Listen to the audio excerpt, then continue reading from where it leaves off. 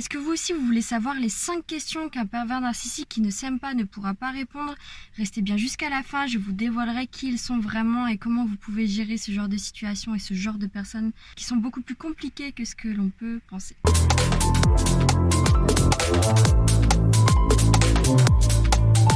Bonjour tout le monde, je suis Iris Domingos. Comme vous le savez, j'ai passé 10 ans avec un pervers narcissique. Ça fait 3 ans que je m'en suis sortie, que j'ai énormément travaillé sur moi, que j'ai fait beaucoup de développement personnel. J'ai eu un éveil spirituel par la suite et j'ai décidé de monter ma chaîne YouTube. Encore une fois, pas dans le but de se victimiser, pas dans le but de rechercher des réponses qui nous confortent, mais vraiment pour apprendre à connaître ces personnes, à connaître leur fonctionnement et à évoluer, à se débarrasser de toutes ces énergies basses, toutes ces énergies lourdes pour pouvoir enfin briller et apporter tout ce que vous voulez dans votre vie, tout ce qui vous apporte, tout ce qui est bon pour vous et vous sentir libre tout simplement, puisque je le répète dans toutes mes vidéos que après être sorti avec un pervers narcissique, après être resté pas mal de temps avec un pervers narcissique, c'est un réel cadeau qu'il vous fait.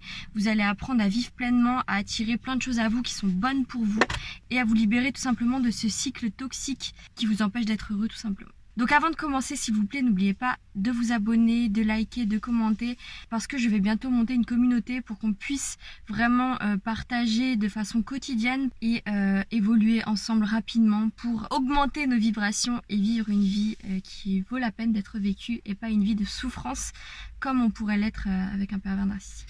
Alors les premières questions qu'un pervers narcissique qui ne s'aime pas ne pourra pas répondre, ou en tout cas il vous détestera pour avoir posé ce genre de questions, c'est toutes les questions qui concernent de près ou de loin d'avoir affaire à la vérité, d'avoir affaire à la réalité telle qu'on la connaît.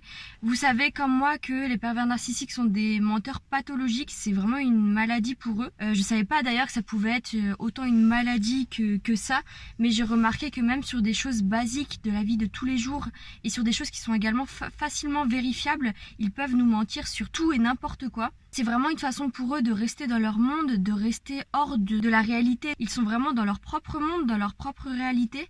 Et le fait de mentir sur des choses aussi basiques, sur des choses aussi vérifiables, ça prouve le fait qu'ils veulent vraiment rester dans leur monde et s'éloigner le plus possible de la réalité, parce qu'elle est souvent un peu noire. On va pas dire que tout est rose dans notre réalité, dans la réalité de la plupart des gens.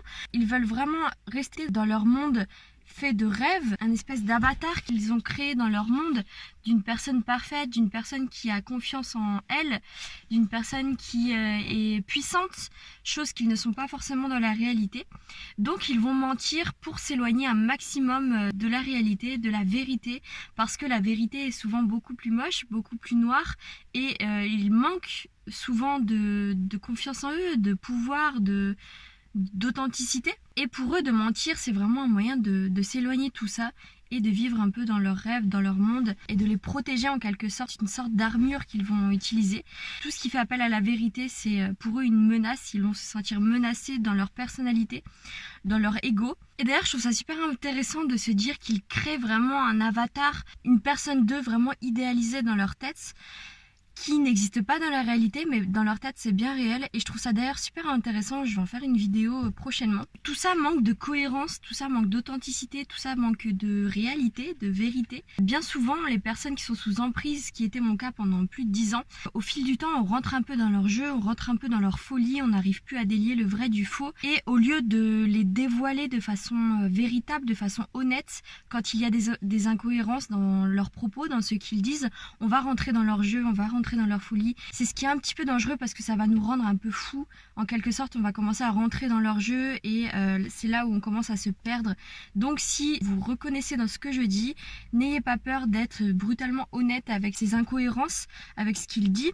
Quand vous voyez qu'il y a des choses incohérentes, ne rentrez pas dans sa folie, même si vous êtes sous emprise, même si vous pensez que je sais pas ce qui se passe dans notre tête quand on est sous emprise, on est un peu en mode off, notre cerveau s'éteint, mais surtout quand vous vous rendez compte de ce pattern, je sais plus comment dire en français, j'ai le mot en anglais qui me vient, quand vous vous rendez compte de ce schéma-là de pensée, changez votre façon de faire les choses et soyez brutalement honnête. Dites-lui que vous voyez des incohérences, qu'il n'est pas cohérent, qu'il dit n'importe quoi et que vous voyez qu'il ment tout simplement.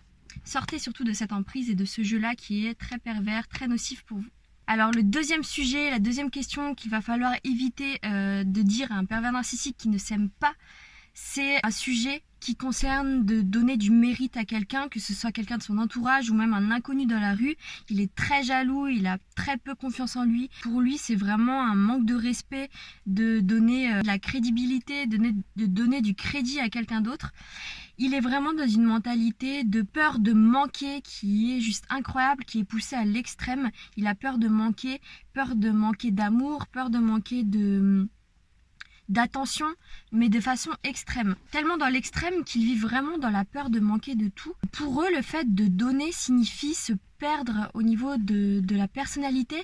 S'ils donnent, ils n'existent plus. Pour eux, vraiment, s'ils donnent à quelqu'un, même dans les sentiments, s'ils donnent un peu trop de façon matérielle, ils vont se perdre et ils n'existeront plus. Pourquoi ? Parce qu'ils sont très fragiles au niveau de leur personnalité. Ils sont très fragiles au niveau de leur ego, ils ne savent pas totalement qui ils sont et ils ont besoin de tout avoir pour eux pour se sentir exister justement parce qu'il y a un manque de sentiments, ils ne ressentent pas les sentiments comme nous, du coup ils ne se sentent peut-être pas assez humains.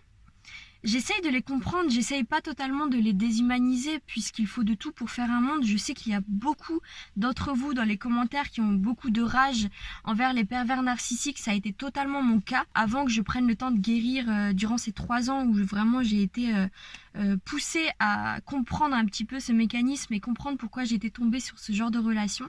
Je comprends votre rage, mais il faut essayer de les comprendre. Ils ont un côté où ils se sentent un petit peu déshumanisés et ils n'arrivent pas à ressentir les mêmes émotions que nous. C'est pour ça qu'ils vivent souvent dans cette énergie-là très basse qui est une énergie de manque, une énergie de solitude et qu'ils ont besoin de tout avoir pour eux. Enfin, la 3e question qu'il aura du mal à répondre, le 3e sujet, c'est tout ce qui est en rapport avec un échec ou une perte. Alors ça, il déteste. Vous le savez peut-être comme moi, si vous êtes là à regarder cette vidéo, que tout ce qui est en rapport avec un échec, il ne peut pas supporter en parler.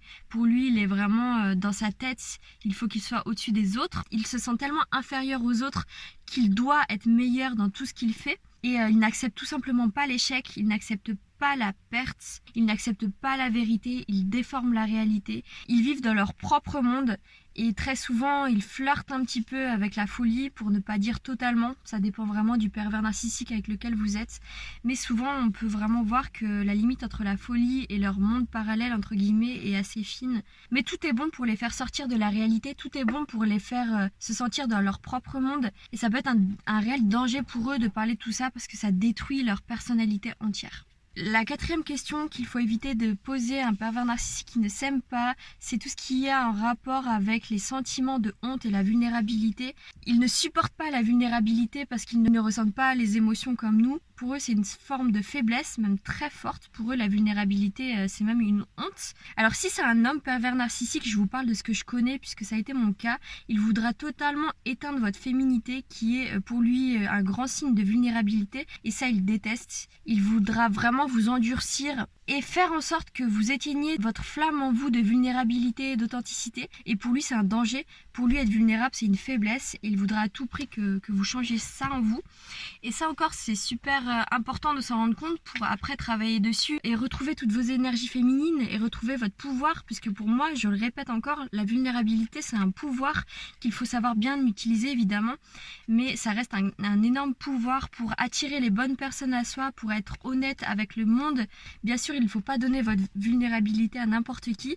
On en a d'ailleurs tous fait les frais avec un pervers narcissique qui nous a un petit peu pris de court puisqu'on lui a donné toute notre vulnérabilité. Mais c'est une leçon à apprendre derrière que la vulnérabilité est un grand pouvoir et si elle n'est pas manipulée avec précaution, on peut tomber sur ce genre de personnes. Si on fait grandement attention à notre super pouvoir, on pourra s'en servir pour de grandes choses, pour attirer des choses à nous qui seront juste magnifiques. J'en parlerai dans d'autres vidéos d'ailleurs, mais ça a été totalement mon cas, donc ne perdez pas espoir sur ça. En eux, ils ont une grande fragilité et ils doivent absolument protéger quelque chose en eux, ils cachent quelque chose au plus profondément d'eux et du coup ils ont tout le temps peur d'être en quelque sorte dévoilés. Ils ont quelque chose à cacher et ils ne veulent surtout pas montrer au monde qui ils sont réellement. Pour eux, l'authenticité c'est une forme de faiblesse, il ne faut pas penser comme eux.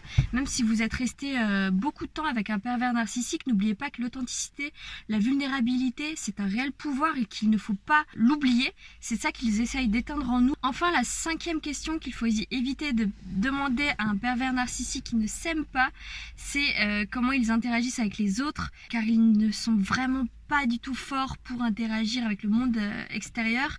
Ils ne sont pas du tout forts pour se créer une amitié de façon pérenne, des amitiés fortes, des amitiés sincères, parce que tout simplement ça revient au sujet de la 4e question, ils ne sont pas authentiques, ils ne sont pas vulnérables, donc évidemment c'est très dur de se faire des amitiés de façon sincère avec des gens avec qui on n'est pas totalement sincère, totalement authentique, et ils sont vraiment pas bons pour entretenir des relations. Dites-moi dans les commentaires si vous êtes d'accord avec ça et ce que vous en pensez également. Vous n'avez rien à cacher, vous n'êtes pas comme eux.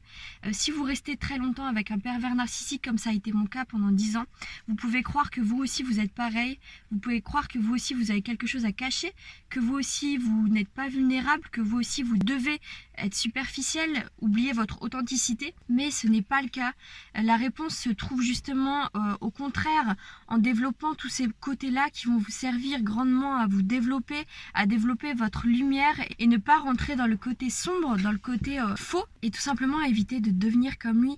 Vous savez très bien que quand on reste très longtemps avec quelqu'un, on commence à s'imprégner de ses énergies, des vérités de la personne. Donc quand on reste très souvent avec un pervers narcissique, on a ces traits en nous, oui. Oui, on peut devenir un pervers narcissique, je pense, si on reste trop souvent avec quelqu'un qui l'est, sauf si on a des réelles valeurs en nous, sauf si on reconnaît que c'est important d'avoir des faiblesses et que c'est tout simplement humain. Si on a des valeurs fortes, on ne tombera jamais dans le fait de devenir quelqu'un de mauvais. Jamais, n'ayez aucun doute dessus. Surtout, n'oubliez pas qui vous êtes, n'oubliez pas votre lumière, n'oubliez pas qu'il y a de grandes choses qui vous attendent. Si vous êtes tombé sur un pervers narcissique, c'est que vous êtes amené à faire ce chemin, peut-être dans la spiritualité, et peut-être tout simplement apprendre à devenir plus authentique, comme ça a été mon cas. Bref, n'ayez aucun doute sur le fait qu'il y a un réel cheminement à faire. Si vous tombez tout le temps dans le cercle vicieux d'être dans des relations toxiques, il y a quelque chose à apprendre derrière. On le fera sur cette chaîne, je veux aider un maximum de personnes à trouver son chemin.